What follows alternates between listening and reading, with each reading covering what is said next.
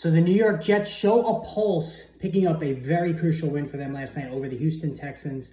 And a game that really was just a must-win if they had any semblance of hope for the playoffs. 21-13. This is the Fantasy Sports Boss with a Thursday night wrap-up. So really a tale of two halves for the Jets, who were absolutely inept and had another one of those comical boneheaded plays when Malachi Corley fumbled the ball going into the end zone in a very arrogant move, thinking he had already scored, drops the ball a la Leon Lett back in the day, if anybody's old enough to remember that. But then Aaron Rodgers catches fire in the second half, and of course you have a highlight reel for the ages touchdown catch by Garrett Wilson, who has gone off now for 3 of the last 4 weeks, and Devontae Adams with a late touchdown as well as he cleared concussion protocol.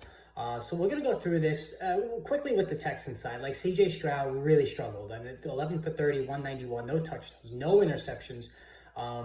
Did run for 59 yards, but lost a fumble. So it was just a bad game for Stroud. It's just been a series of bad games over the last month. And he's, obviously you're still starting him, but the loss of Nico Collins, the loss of Stephon Diggs really showing up there in this one. Tank Dell went 6 for 126, which was phenomenal, but nobody else did anything. Like Dalton Schultz, what we thought was going to be a good spot for him, 3 for 21. Joe Mixon, 24 carries for 106 yards and a score.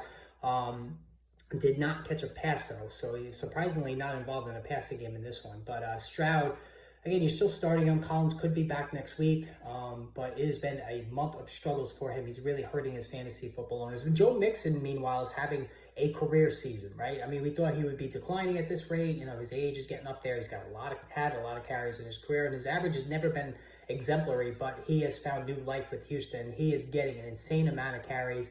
Injuries are going to be an issue because, again, given his age, he's already missed significant time with an ankle injury, so we got to watch that going forward. But for now, he's a locked and loaded running back one. Now, the Jets, Aaron Rodgers, again, tail of two halves, was awful in the first half.